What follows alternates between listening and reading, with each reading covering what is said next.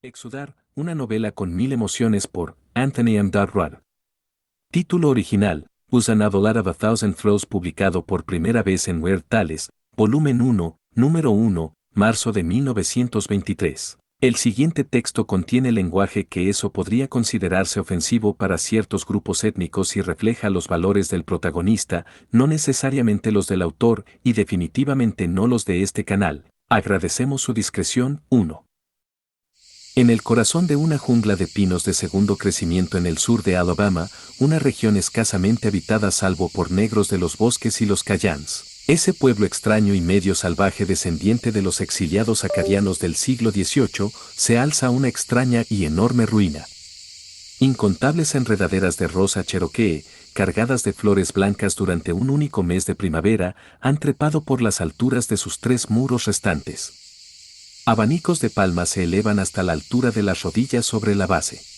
Una docena de robles vivos dispersos, que apenas justifican su nombre debido a los mechones asfixiantes de musgo español gris y los círculos de muérdago de 2 pies que han despojado de follaje a sus ramas nudosas y retorcidas, inclinan sus barbas fantásticas contra los ladrillos desmoronados. Justo más allá, donde el terreno se vuelve más pantanoso y bajo, deslizándose sin esperanza hacia el enredo de cornejo, acebo, sumaque venenoso y plantas jarra que conforman el pantano mocasín, la maleza de titi y anís ha formado una muralla protectora impenetrable para todos salvo los más furtivos. Algunos pocos marginados utilizan las profundidades malolientes de ese pantano siniestro para destilar shinny o licor de maíz puro para el comercio ilícito. La tradición afirma que así es, al menos, una tradición que antecede a la ruina prematura por muchas décadas. Yo la creo, pues durante las noches entre mis investigaciones en ese lugar sobrecogedor, a menudo se me acercaban los Woodbellies como posible cliente, sin poder entender cómo alguien se atrevía a acercarse sin una abundante dosis de valor líquido. Conocía el shinny, por lo tanto, no lo compraba para consumo personal. Una docena de veces compré un cuarto de galón o 2, simplemente para ganarme la confianza entre los Cajáns, vertiendo de inmediato ese brebaje vil en el suelo empapado. En ese entonces, parecía que solo a través de la filtración y condensación de sus docenas de relatos extraños sobre la Dead House podría llegar a comprender el misterio y el peso del horror que envolvía aquel lugar. Ciertamente, de todas las advertencias supersticiosas, los gestos de desaprobación y los susurros sin sentido, solo obtuve 2 hechos indiscutibles. El primero fue que ni el dinero, ni una batería de escopetas calibre 10 cargadas con perdigones enfriados, podrían inducir a un Cajan o a un negro del lugar a acercarse a menos de 500 yardas de ese muro cubierto de flores.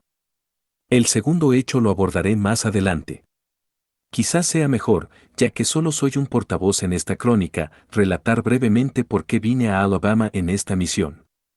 Soy un escritor de artículos de hechos generales, no un autor de ficción como lo era Lee Cranmer, aunque sin duda esta confesión es innecesaria. Lee fue mi compañero de cuarto en los días de universidad.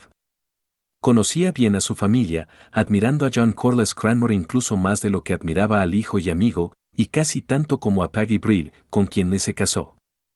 19. A Peggy le agradaba, pero eso era todo. Atesoro el recuerdo santificado de ella solo por eso, ya que ninguna otra mujer, antes o después, ha concedido a este larguirucho dispépsico ni siquiera una insinuación de intimidad alegre o dolorosa. El trabajo me mantenía en la ciudad. Lee, en cambio, provenía de una familia adinerada, y desde el principio ganaba con sus cuentos y regalías de novelas más de lo que yo lograba arrancar de los cofres editoriales, por lo que no necesitaba anclarse a ningún lugar. Él y Peggy pasaron su luna de miel en un viaje de 4 meses a Alaska, visitaron Honolulu el invierno siguiente, pescaron salmón en el río Cain, en New Brunswick, y en general disfrutaban del aire libre en todas las estaciones. Mantenían un apartamento en Wilmette, cerca de Chicago, pero durante las pocas temporadas de primavera y otoño en que estaban en casa, ambos preferían alquilar una suite en alguno de los clubes campestres a los que Lee pertenecía. Supongo que gastaban 3 o 5 veces más de lo que Lee realmente ganaba, pero por mi parte solo podía admirar que ambos encontraran tanta felicidad en la vida y aún así lograran triunfos artísticos. Eran jóvenes estadounidenses honestos y llenos de entusiasmo, del tipo, y casi el único tipo, que ni siquiera $2 millones pueden corromper. John Corliss Cranmer, padre de Lee, aunque tan diferente de su hijo como lo es un microscopio de una pintura de Remington, estaba aún más alejado de la conciencia del dinero. Vivía en un mundo delimitado únicamente por el horizonte en expansión de la ciencia biológica y por su amor hacia los dos que llevarían adelante el nombre Cranmer. Muchas veces me pregunté cómo podía ser que un caballero tan amable, de alma limpia y adorable como John Corliss Cranmer se hubiera adentrado tanto en la investigación científica sin haber caído en el ateísmo de bajo calibre que suele acompañar a esa senda. Pocos lo logran. Él creía tanto en Dios como en la humanidad. Acusarlo de haber asesinado a su hijo y a la joven esposa que había llegado a ser amada como la madre de la pequeña Elsie, además de ser sangre y carne de su propia familia, era una absurda y espantosa atrocidad. Sí, incluso cuando John Corliss Cranmer fue declarado inconfundiblemente loco. Al no tener ningún pariente en el mundo, la pequeña Elsie me fue entregada a mí y a la pareja de mediana edad que había acompañado a los tres como sirvientes por casi la mitad del mundo conocido. Elsie sería como Peggy otra vez. La adoraba, sabiendo que, si mi tutela sobre sus intereses lograba convertirla en una mujer con la belleza y el valor de Peggy, entonces no habría vivido en vano. Y a los 4 años, Elsie extendió sus brazos hacia mí después de un intento fallido de arrancar la cola cortada de Lord Deck, mi viejo airedale tolerante, y me llamó papá.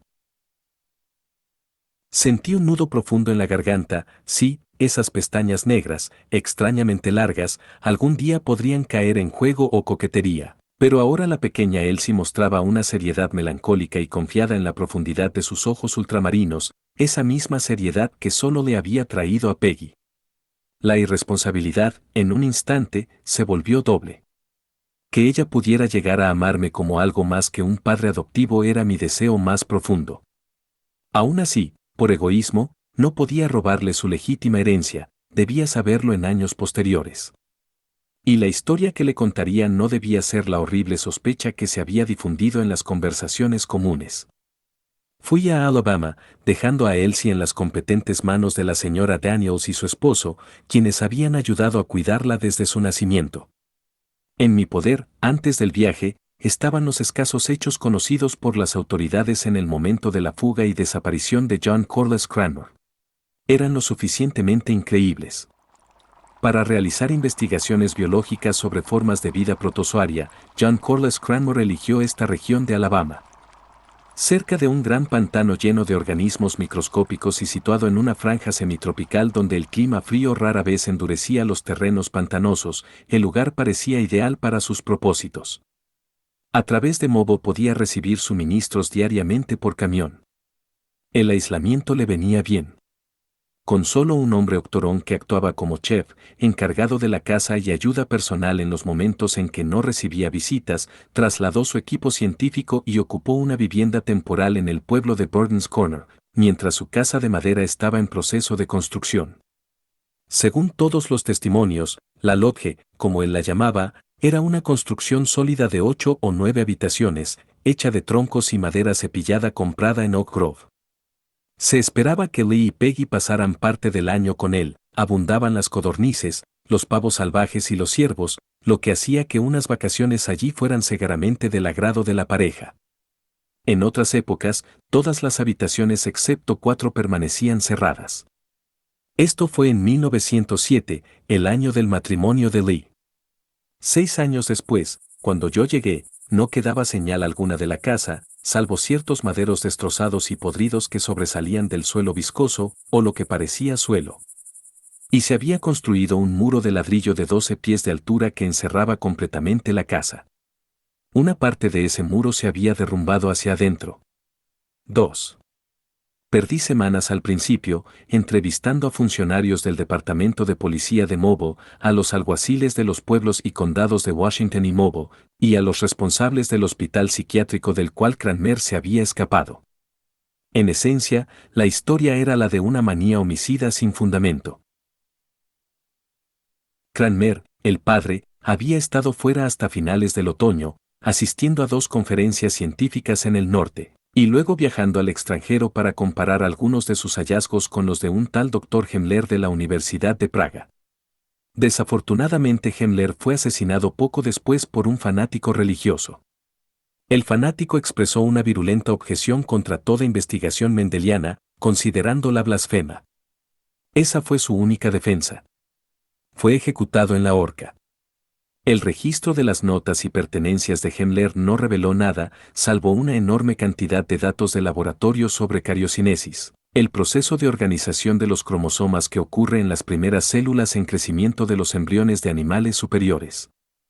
Aparentemente, Cranmer esperaba desarrollar algunas similitudes o señalar diferencias entre los factores hereditarios que ocurren en formas de vida inferiores y aquellos medio demostrado en el gato y el mono.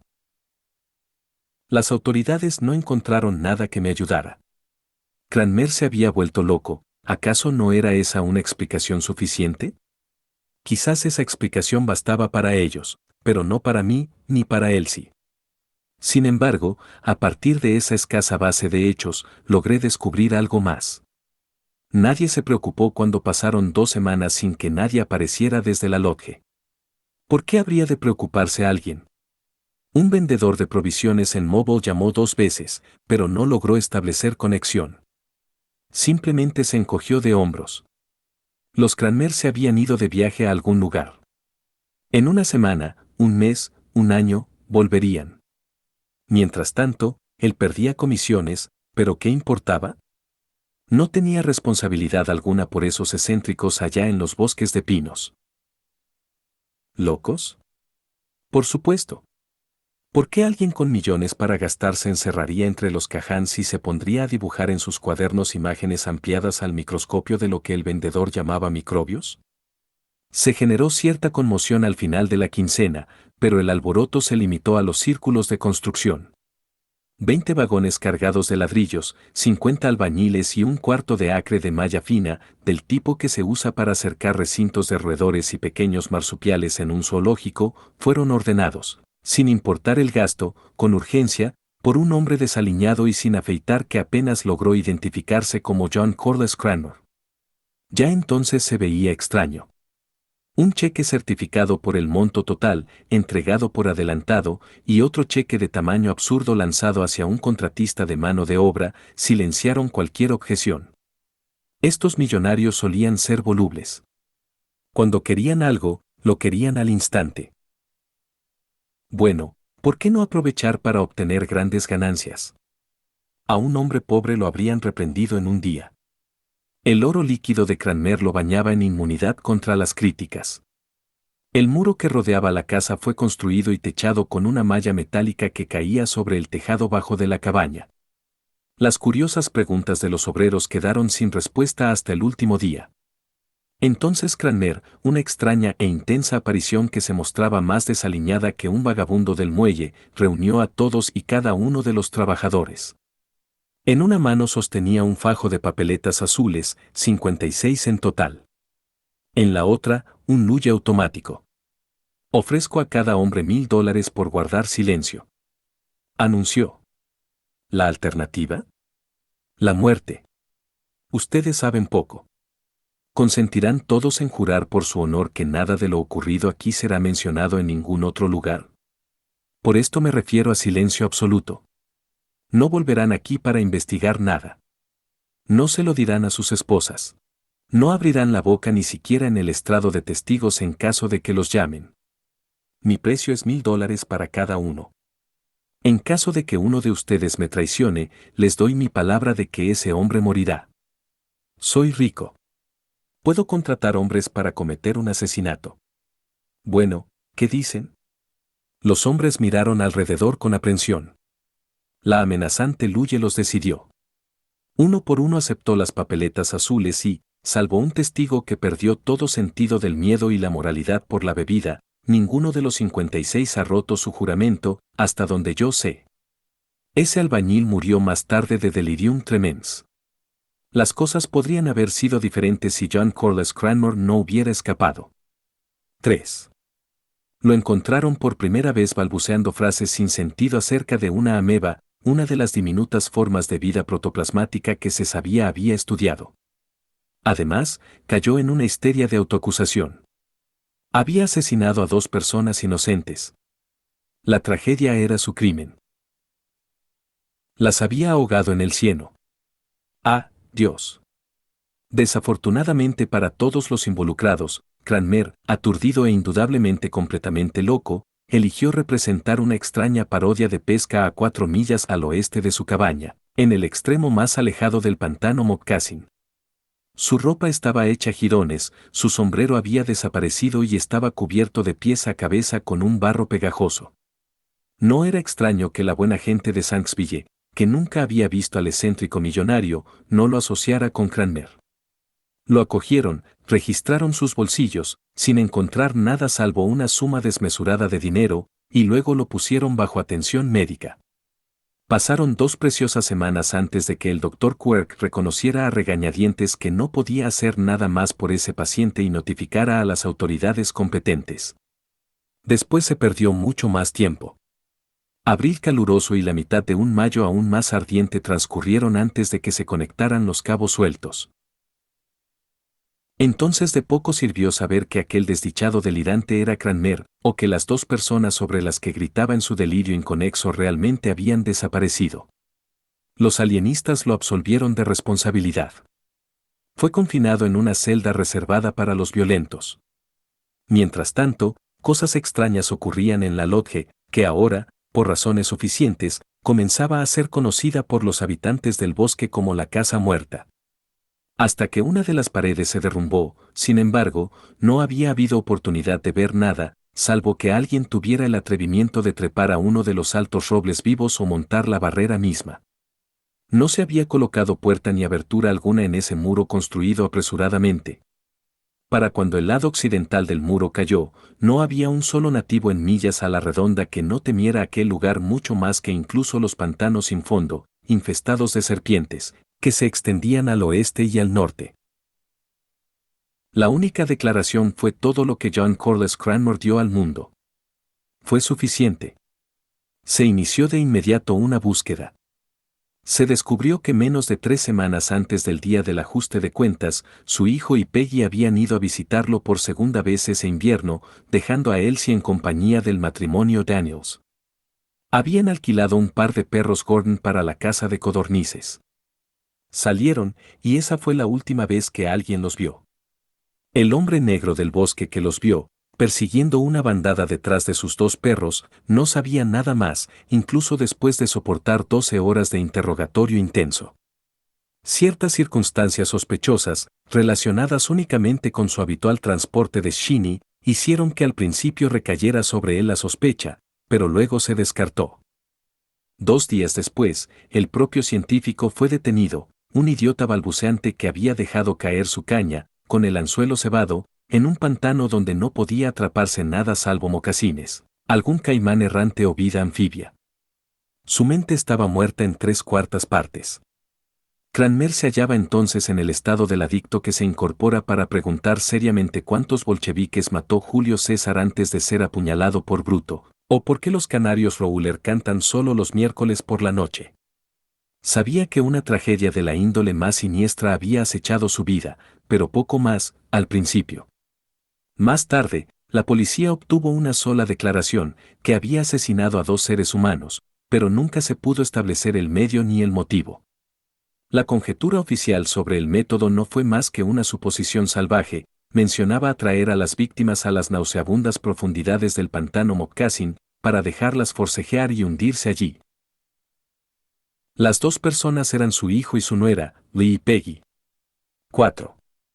Fingiendo un coma, y luego despertando de repente para atacar con increíble ferocidad y fuerza a 3 asistentes, John Corliss Cranmer escapó del hospital Elizabeth Redder, como se ocultó. Cómo logró recorrer unas 60 millas y aún así eludir la detección sigue siendo un misterio menor, explicable solo por la suposición de una astucia maníaca estudiada para burlar intelectos más cuerdos. Recorrió esas millas, aunque hasta que tuve la fortuna de descubrir pruebas al respecto, se suponía en general que había escapado como polizón en uno de los barcos bananeros o que se había ocultado en alguna parte de los bosques cercanos donde era desconocido. La verdad debería ser bienvenida para los habitantes de Shanksville. Burdett's Corners y sus alrededores, esas personas excusablemente curiosas que hasta el día de hoy mantienen escopetas cargadas a mano y atrancan sus puertas al caer la noche. Los primeros 10 días de mi investigación pueden resumirse brevemente. Establecí mi cuartel en Burdett's Corners y salía cada mañana en coche, llevando almuerzo y regresando para mis gachas y carne de cerdo o cordero de los bosques antes del anochecer. Mi primer plan había sido acampar en el borde del pantano, pues rara vez tengo oportunidad de disfrutar del aire libre. Sin embargo, tras un examen superficial del lugar, abandoné la idea. No quería acampar solo allí. Y soy menos supersticioso que un agente inmobiliario. Fue, quizá, una advertencia psíquica, más probablemente el extraño y tenue olor salado, como de pescado dejado a pudrirse, que flotaba sobre la ruina, hizo una impresión demasiado desagradable en mi sentido olfativo. Sentía un escalofrío cada vez que las sombras alargadas me atrapaban cerca de la casa muerta. El olor me impresionó. En los informes periodísticos del caso se había elaborado una ingeniosa explicación. Detrás del lugar donde se alzaba la casa muerta, dentro del muro, había una hondonada pantanosa de forma circular. Solo quedaba un poco de verdadero barro en el fondo de la depresión en forma de cuenco, pero un reportero del Mobile Register conjeturó que durante la ocupación de la cabaña había sido un estanque de peces. Al secarse el agua, los peces murieron y ahora impregnaban el resto del barro con ese hedor nauseabundo. La posibilidad de que Cranmer hubiera necesitado tener peces frescos a mano para algunos de sus experimentos silenció la objeción natural de que, en un país donde cada arroyo alberga lucios, percas y muchas otras variedades comestibles, nadie soñaría con abastecer un charco estancado. Después de recorrer el recinto, probando la extraña capa superior quebradiza y desecada de tierra en su interior y especulando sobre el posible propósito del muro, corté una larga rama de cinamomo y sondeé el barro. Un fragmento de espina de pez confirmaría la conjetura de aquel imaginativo reportero. No encontré nada que se asemejara a un esqueleto de pez, pero establecí varios hechos. Primero, este cráter de barro tenía un fondo definido a 3 o 4 pies por debajo de la superficie del cieno restante. Segundo, el hedor a pescado se intensificaba a medida que removía el barro. Tercero, en algún momento el barro, el agua o lo que fuera que hubiera constituido el contenido, había alcanzado el borde del cuenco. Esto último se evidenciaba por ciertas marcas claramente visibles cuando se rompía la costra superior de 2 pulgadas de espesor. Era desconcertante. La naturaleza de aquella fina efusión desecada que parecía cubrirlo todo, incluso hasta el pie o 2 inferiores de ladrillo, fue objeto de la siguiente inspección. Era una sustancia extraña, distinta a cualquier tierra que hubiera visto, aunque indudablemente alguna forma de escoria drenada desde el pantano en época de crecidas o aguaceros, que en esta región son bastante comunes en primavera y otoño. Se desmoronaba entre los dedos. Cuando caminaba sobre ella, crujía huecamente. En menor grado, también poseía el repugnante olor. Tomé algunas muestras donde yacía más espesa sobre el suelo, y también unas pocas donde no parecía tener más que el grosor de una hoja de papel. Más tarde haría un análisis en laboratorio. Aparte de cualquier posible relación que pudiera tener con la desaparición de mis 3 amigos, sentí el tirón del interés periodístico, esa fascinación por todo lo extraño o aparentemente inexplicable que confiere a la búsqueda de hechos un cierto encanto y romanticismo propios. Tendría que explicarme, tarde o temprano, por qué esta capa cubría todo el espacio dentro de los muros y no era perceptible en ninguna parte fuera de ellos. El enigma podía esperar, sin embargo, o eso decidí. Mucho más interesantes eran los indicios de violencia evidentes en el muro y en lo que alguna vez había sido una casa. Esta última parecía haber sido arrancada de sus cimientos por una mano gigante, aplastada hasta perder toda semejanza con una vivienda y luego arrojada en fragmentos alrededor de la base del muro, principalmente en el lado sur, donde montones de maderos retorcidos y rotos yacían en abundancia. En el lado opuesto había habido tales montones alguna vez, pero ahora solo quedaban palos carbonizados, recubiertos con esa omnipresente capa gris-negra de desecación. Estos montones de carbón habían sido cribados y examinados con sumo cuidado por las autoridades, ya que se había planteado una teoría según la cual Cranmer había quemado los cuerpos de sus víctimas. Sin embargo, no se descubrió señal alguna de restos humanos. El fuego, sin embargo, señaló un hecho extraño que contradecía las reconstrucciones hechas por los detectives meses antes. Estos, sugiriendo que la escoria seca se había drenado desde el pantano, creían que los maderos de la casa habían flotado hacia los lados del muro, para disponerse allí en una serie de montones. La absurdidad de tal teoría se mostraba aún más claramente en el hecho de que, si la escoria se hubiera filtrado en tal inundación, los maderos ciertamente habrían sido arrastrados en montones previamente. Algunos se habían quemado, y la escoria recubría su superficie carbonizada. ¿Cuál había sido la fuerza que había destrozado la cabaña como si con furia vengativa? ¿Por qué las partes de los escombros habían sido quemadas y el resto había escapado? Justo aquí sentí que estaba la clave del misterio. Sin embargo, no podía imaginar explicación alguna. Que John Corliss Cranmore mismo, físicamente sano, aunque un hombre que durante décadas había llevado una vida sedentaria, hubiera logrado semejante destrucción sin ayuda era difícil de creer. 5. Volví mi atención hacia el muro, esperando encontrar pruebas que pudieran sugerir otra teoría. Ese muro había sido un ejemplo de la peor construcción chapucera. Aunque tenía poco más de un año, las partes que quedaban en pie mostraban evidencias de que habían comenzado a deteriorarse el mismo día en que se colocó el último ladrillo. El mortero se había desprendido de las juntas. Aquí y allá, un ladrillo se había agrietado y caído. Fibras de las enredaderas trepadoras habían penetrado en las grietas, trabajando para su destrucción temprana. Y un lado ya había caído. Fue allí donde se me impuso la primera sospecha de la terrible verdad. Los ladrillos dispersos, incluso aquellos que habían rodado hacia el interior, hacia los cimientos abiertos de la cabaña, no estaban recubiertos de sedimento. Esto era curioso, aunque podía explicarse suponiendo que la inundación misma había socavado esta parte más débil del muro. Retiré una masa de ladrillos del lugar donde se había erigido la estructura. Para mi sorpresa, lo encontré excepcionalmente firme. Había arcilla roja dura debajo. La idea de la inundación era errónea, solo alguna gran fuerza, ejercida desde dentro o desde fuera, podría haber causado tal destrucción. Cuando la medición cuidadosa, el análisis y la deducción me convencieron, principalmente por el hecho de que las capas más bajas de ladrillos habían caído hacia afuera, mientras que las superiores se habían desplomado hacia adentro, comencé a relacionar esta fuerza misteriosa y horrenda con la que había destrozado la cabaña. Parecía como si un tifón o una gigantesca centrifugadora hubiera necesitado espacio para arrancar la estructura de madera. Pero no llegué a ninguna parte con la teoría, aunque en asuntos ordinarios se me considera un hombre de tendencias demasiado imaginativas. No menos de 3 editores me han advertido sobre este punto. Quizás fue la influencia limitante de una gran simpatía personal, sí, y amor. No pongo excusas, aunque más allá de una vaga comprensión de que alguna fuerza terrible e implacable debía haber hecho de este lugar su campo de juego, terminé mi 9º día de toma de notas e investigación casi tan a oscuras como cuando estaba a 1000 millas de distancia en Chicago. Entonces comencé entre los negros y los cajanes. Un día entero escuché relatos de los días que precedieron a la fuga de Cranmer del Hospital Elizabeth Reeder, días en los que hombres furtivos olfateaban aire envenenado a millas alrededor de la casa muerta, declarando el olor intolerable.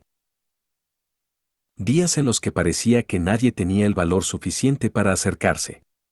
Días en los que se tejían los relatos más fantásticos de supersticiones medievales. No daré esas historias, la verdad es lo bastante increíble.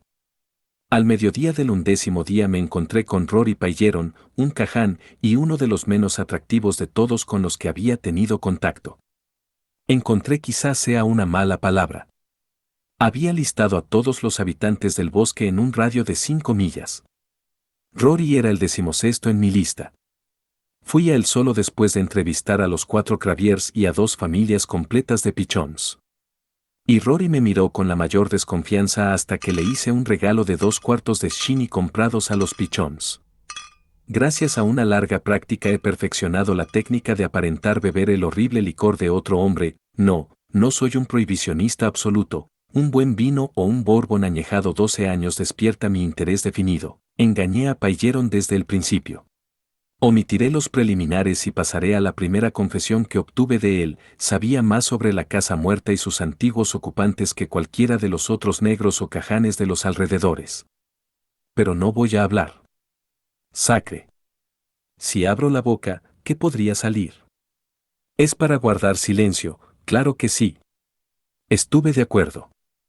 Era un hombre sabio, educado en cierta medida en las extrañas escuelas e iglesias mantenidas exclusivamente por los cajanes en lo profundo del bosque, aunque ingenuo a la vez.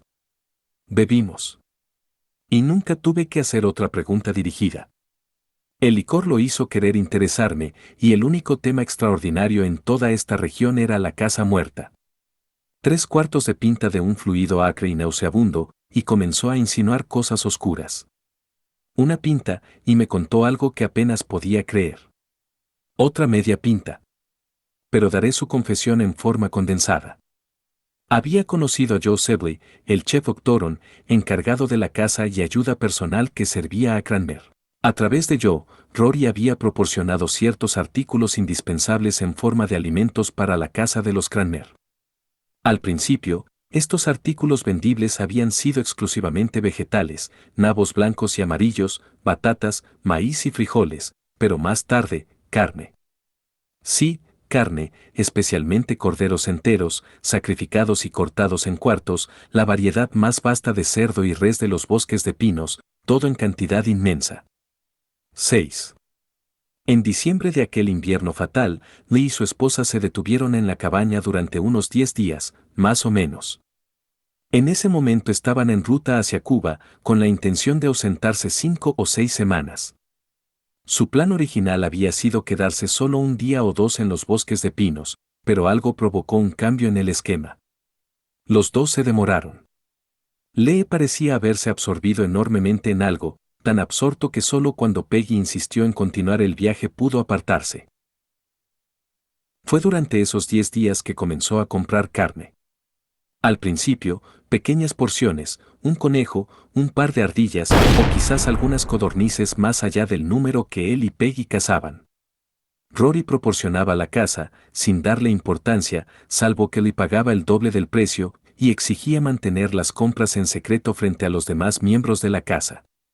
Voy a sorprender al gobernador, Rory, dijo una vez con un guiño. Voy a darle el susto de su vida. Así que no digas nada, ni siquiera a yo sobre lo que quiero que hagas. Tal vez no funcione, pero sí lo hace. Papá tendrá al mundo científico a sus pies. Él no se da suficiente crédito, ya sabes. Rory no sabía.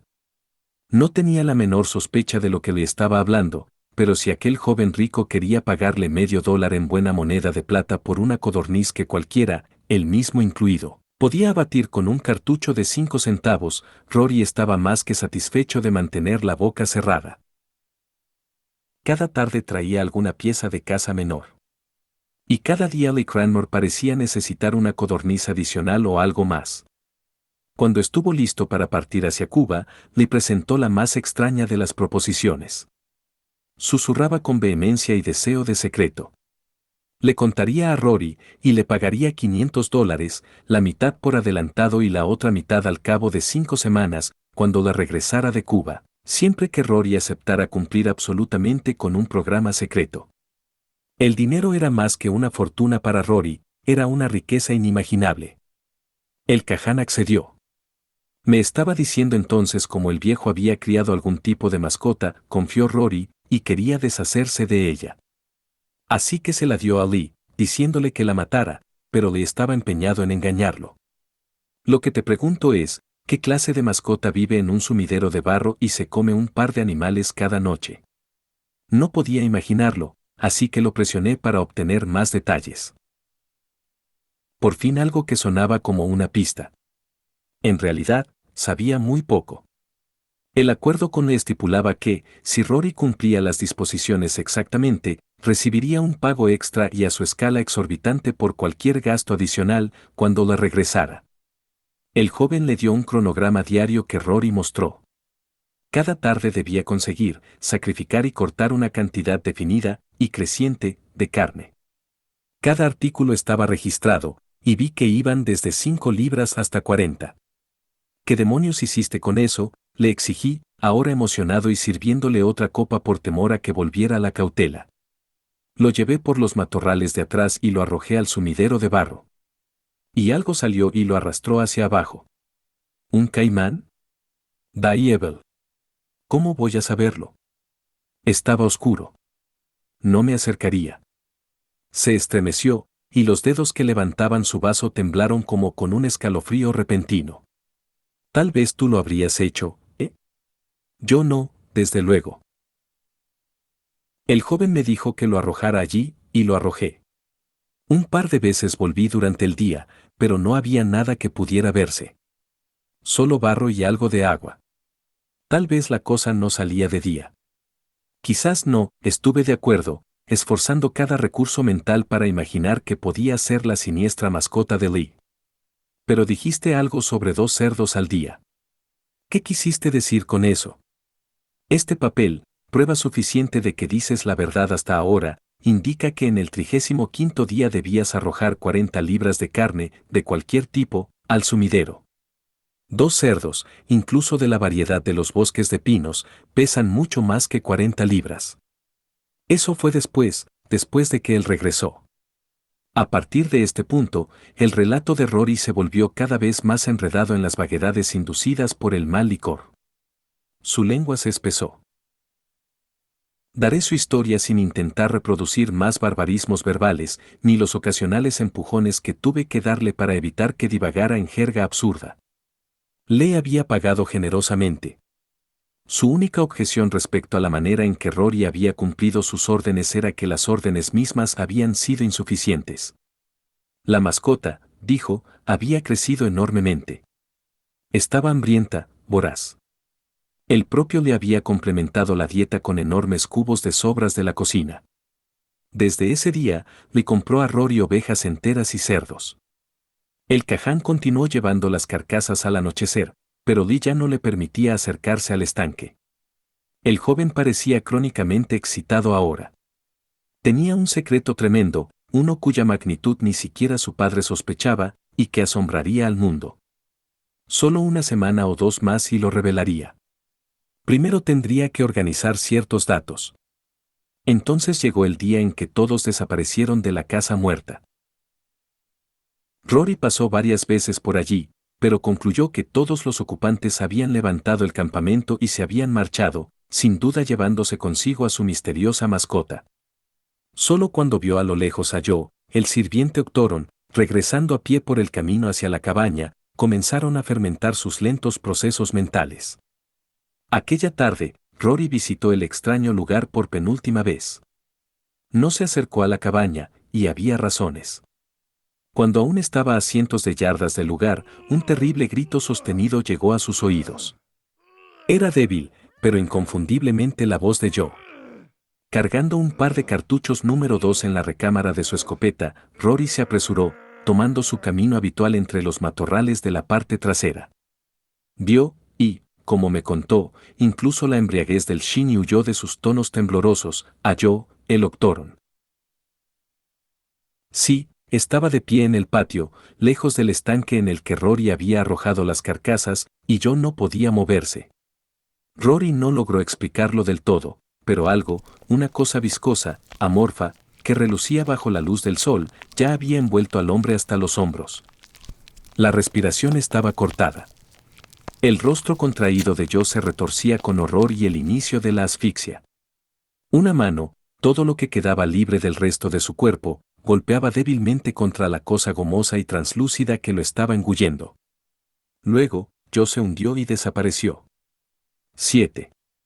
Pasaron 5 días de indulgencia alcohólica antes de que Rory, solo en su endeble cabaña, se convenciera de que había visto una fantasía nacida del alcohol. Volvió por última vez, para encontrar un alto muro de ladrillo rodeando la cabaña e incluyendo el estanque de barro en el que había arrojado la carne. Mientras dudaba, rodeando el lugar sin descubrir una abertura, que no habría osado usar, incluso si la hubiera encontrado, un estruendo, el crujir y desgarrar de maderos, y un persistente sonido de asombrosa destrucción provenían del interior. Se encaramó a uno de los robles cerca del muro. Y llegó justo a tiempo para ver cómo los últimos puntales que sostenían la cabaña cedían hacia afuera. Toda la estructura se desmoronó. El techo cayó, aunque pareció moverse después de haber caído. Los troncos de las paredes se desprendieron de las sujeciones de sus clavos como capas de madera contrachapada en las garras de una máquina cortadora. Eso fue todo. Ahora, completamente embriagado, Rory murmuraba más frases, dándome la idea de que en otro día, cuando volviera a estar sobrio, podría añadir algo más a sus declaraciones, pero yo, entumecido hasta el alma, apenas me importaba. Si lo que relataba era cierto, qué pesadilla de locura debía haberse consumado allí. Curiosamente, aunque una teoría como la que ahora me venía más fácilmente a la mente habría ultrajado mi razón si se hubiera sugerido respecto a completos desconocidos, me limité a considerar que detalles de la revelación de Rory habían sido exagerados por el miedo y los vapores del licor. Y mientras me sentaba en el banco crujiente de su cabaña, mirando sin ver mientras él se desplomaba en el suelo, forcejeando con una caja de hojalata verde que yacía bajo su catre y murmurando, la respuesta a todas mis preguntas estaba al alcance de la mano. Sin embargo, no fue hasta el día siguiente que hice el descubrimiento. Con el corazón pesado había vuelto a examinar el lugar donde se había erigido la cabaña, y luego me dirigí de nuevo a la choza del Caján, buscando una confirmación sobria de lo que me había contado durante su embriaguez. Al imaginar que tal juerga para Rory terminaría en una sola noche, me equivoqué. Yacía desparramado casi como lo había dejado. Solo dos factores habían cambiado. No quedaba Shinny y, abierta, con su contenido variado esparcido por todas partes, estaba la caja de hojalata. De algún modo Rory había logrado abrirla con la diminuta llave que aún apretaba en su mano. La preocupación por su seguridad fue lo que me hizo notar la caja. Era un receptáculo para pequeños aparejos de pesca del tipo que cualquier aficionado lleva consigo.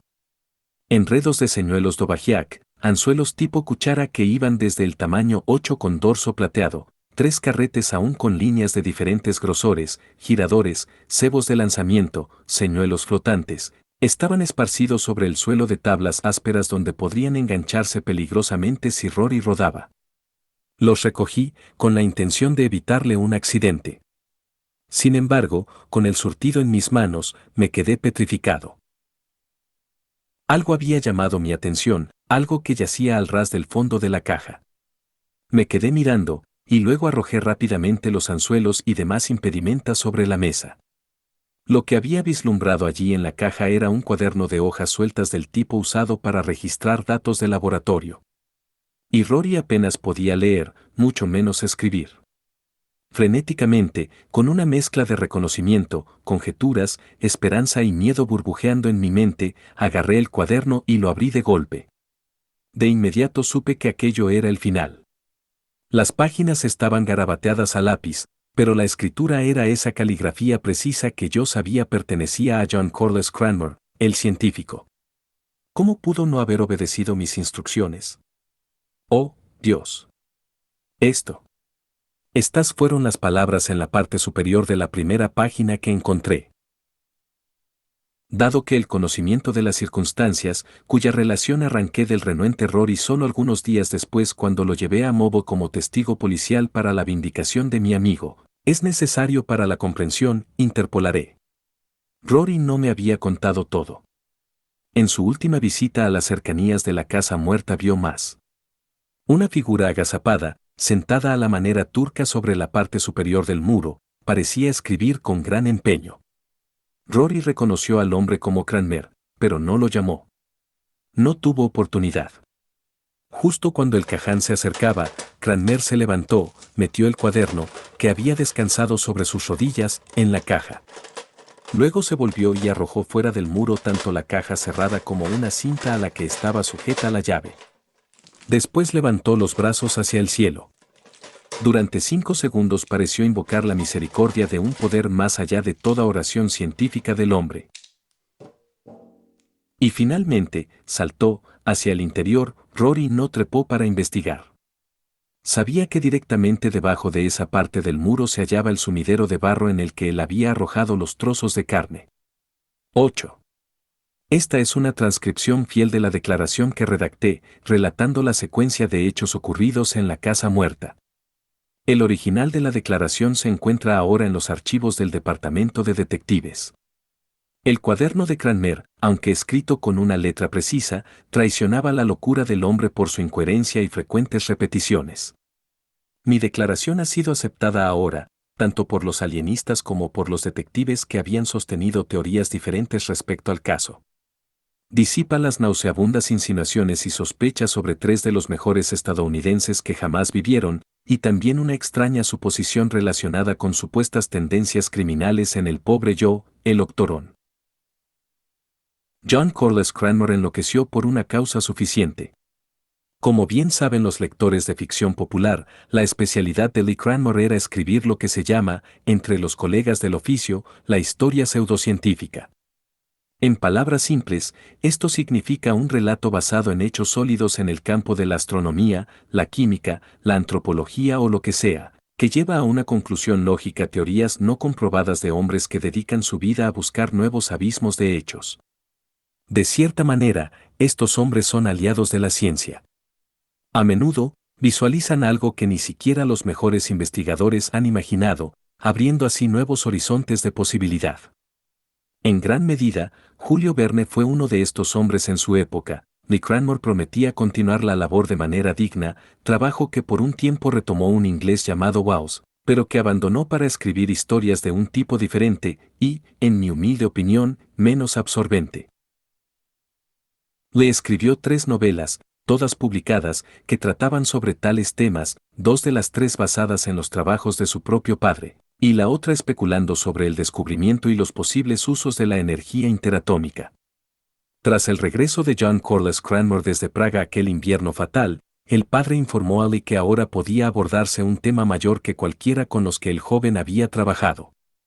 Cranmer, el padre, había ideado un método mediante el cual los factores limitantes en la vida y el crecimiento protozoico podían ser anulados, con el tiempo, y con la cooperación de biólogos especializados en cariocinesis y embriología de formas superiores, esperaba, para poner la teoría en términos pragmáticos, poder criar cerdos del tamaño de elefantes, codornices o becadas con pechugas de las que pudiera cortarse un quintal de carne blanca, y toros cuya cabeza desmochada pudiera embestir el tercer piso de un rascacielos. Tales resultados revolucionarían los métodos de abastecimiento alimentario, por supuesto. También ofrecerían esperanza para todos los especímenes humanos de talla reducida, siempre que, al eliminar los factores que inhiben el crecimiento, pudiera desarrollarse algún método para detener la gigantización. Cranmer el Mayor, mediante el uso de un medio de crecimiento no descrito, en el cuaderno, del cual uno de los componentes era agar-agar, y el uso de emanaciones de radio, había logrado provocar un crecimiento aparentemente sin restricciones en el protozoo paramesio, en ciertos crecimientos vegetales, entre los que se encontraban bacterias, y en la célula amorfa de protoplasma conocida como ameba, esta última, una célula única que contiene solo núcleo y un espacio conocido como vacuola contráctil que, de alguna manera, ayudaba a expulsar partículas, imposible de asimilar directamente.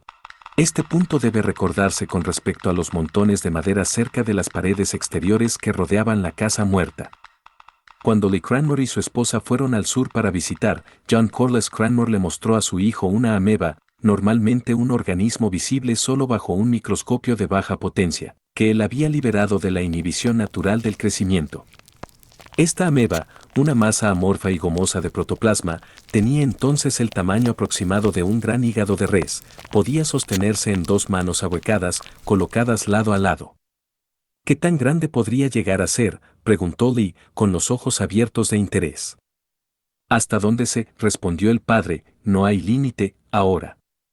Podría, si obtuviera suficiente alimento, crecer hasta ser tan grande como el templo masónico. Pero sáquela y mátela. Destruya el organismo por completo, quemando los fragmentos, de lo contrario, no hay forma de saber qué podría suceder. La ameba, como le he explicado, se reproduce por división simple. Cualquier fragmento que quede podría ser peligroso. Lee tomó la célula gigante gomosa y translúcida, pero no obedeció las órdenes. En lugar de destruirla como su padre le había indicado, le ideó un plan. ¿Y si lograba que este organismo creciera hasta un tamaño tremendo? ¿Y si, cuando se difundiera la noticia del logro de su padre, pudiera mostrar una ameba que pesara muchas toneladas como prueba? Lee, de mentalidad algo sensacionalista, decidió de inmediato mantener en secreto el hecho de que no estaba destruyendo el organismo, sino fomentando su crecimiento. Nunca se le cruzó por la mente la idea de un posible peligro. Organizó que la criatura fuera alimentada, permitiendo un aumento normal de tamaño en algo anormal. Solo lo engañó al crecer mucho más rápido. Cuando regresó de Cuba, la ameba prácticamente llenaba toda la depresión fangosa. Tuvo que darle suministros mucho mayores. La célula gigante llegó a absorber hasta 2 cerdos en un solo día. Durante el día, mientras el hambre estaba saciada, nunca emergía. Eso quedó para el momento en que ya no pudo conseguir más alimento cerca para satisfacer su apetito voraz y creciente. Solo el instinto por lo sensacional impidió que le contara todo a Peggy, su esposa.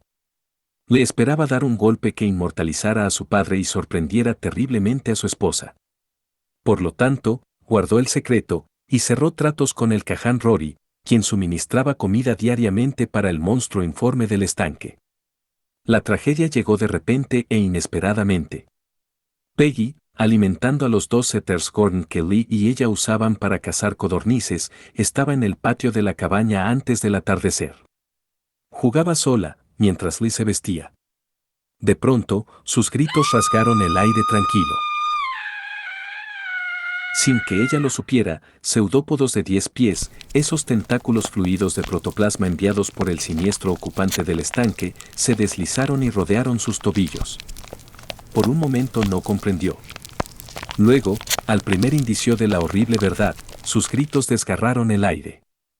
Lee, en ese momento luchando por abrocharse un par de zapatos altos, se irguió, palideció y agarró un revólver mientras corría hacia afuera. En otra habitación, un científico, absorto en sus anotaciones, levantó la vista, frunció el ceño y luego, reconociendo la voz, se quitó la bata blanca y salió. Llegó demasiado tarde para hacer algo más que jadear de horror. En el patio, Peggy estaba medio envuelta en una masa escamosa y gomosa que, a primera vista, él no pudo analizar. Lee, su muchacho, luchaba contra los pliegues pegajosos y, lenta pero segaramente, perdía su propio dominio sobre la tierra. 9. Ian Corliss Cranmore no era en absoluto un cobarde. Se quedó mirando, gritó en voz alta y luego corrió hacia el interior, tomando las 2 primeras armas que encontró a mano, una escopeta y un cuchillo de caza que descansaba en su funda, en un cinturón con cartuchos colgado del perchero del vestíbulo. El cuchillo tenía 10 pulgadas de longitud y un filo como una navaja. Cranmer salió corriendo nuevamente. Vio algo indecente, una masa fluida, que aún no había tenido tiempo de clasificar, alzándose en un centro de 6 pies de altura ante sus propios ojos. Parecía uno de los microorganismos que había estudiado. Uno que había crecido hasta dimensiones espantosas. Una ameba. Allí, asfixiados durante algunos minutos entre los pliegues gomosos, aún visibles bajo la baba reluciente de aquel monstruo, estaban 2 cuerpos. Estaban muertos. Lo sabía. Sin embargo, atacó al monstruo informe con su cuchillo. Los disparos no servirían de nada. Y descubrió que incluso las profundas y terribles cuchilladas que le asestaba se cerraban en un instante y sanaban. El monstruo era invulnerable a un ataque ordinario. Un par de pseudópodos buscaron sus tobillos, intentando derribarlo. Ambos los cortó, y escapó. ¿Por qué lo intentó? No lo sabía. Las 2 personas que había tratado de rescatar estaban muertas, sepultadas bajo los pliegues de aquella cosa horrenda que sabía era su propio descubrimiento y creación. Entonces fue cuando lo invadieron la repulsión y la locura. Allí terminó la historia de John Corliss Cranmore, salvo por un párrafo garabateado apresuradamente, evidentemente escrito en el momento en que Rory lo vio sobre el muro. ¿No podemos completar con seguridad los pasos intermedios? Se sabía que Cranmer había comprado una piara entera de cerdos 1 o 2 días después de la tragedia. Estos animales nunca se volvieron a ver. Durante el tiempo en que se construía el muro, ¿no es razonable suponer que alimentaba al organismo gigante dentro, para mantenerlo tranquilo? Su mente científica debió visualizar claramente el estrago y el horror que podría causar aquella cosa repugnante si alguna vez, impulsada por el hambre, se alejaba de la cabaña y comenzaba a atacar el campo circundante. Una vez que el muro estuvo en su lugar, evidentemente pensó que el hambre o algún otro medio que él pudiera aplicar acabaría con la criatura. Uno de esos medios fue prender fuego a varios montones de maderos expulsados. Probablemente esto no tuvo ningún efecto. La ameba iba a causar aún más destrucción. En los estertores del hambre lanzó su gigantesca fuerza informe contra las paredes de la casa desde el interior. Luego, cada bocado comestible dentro fue asimilado, y los troncos, vigas y otros fragmentos fueron expulsados a través de la vacuola contráctil. Durante algunas de sus últimas luchas, sin duda, el muro lateral de ladrillo se debilitó, aunque no llegó a colapsar hasta que la ameba gigante ya no pudo aprovechar la brecha. En su postrera languidez de muerte, la ameba se extendió en una capa delgada sobre el suelo. Allí sucumbió, aunque no hay forma de estimar cuánto tiempo transcurrió. El último párrafo del cuaderno de Cranmer, garabateado tan mal que es posible que algunas palabras no las haya descifrado correctamente, decía lo siguiente: en mi trabajo he encontrado el medio para crear un monstruo. La cosa antinatural, a su vez, ha destruido mi obra y a aquellos que me eran queridos. Es en vano que me asegure de mi inocencia de espíritu. El mío es el crimen de la presunción. Ahora, como expiación, aunque sea inútil, me entrego. Es mejor no pensar en aquel último salto y en la lucha de un hombre enloquecido en las garras del monstruo moribundo.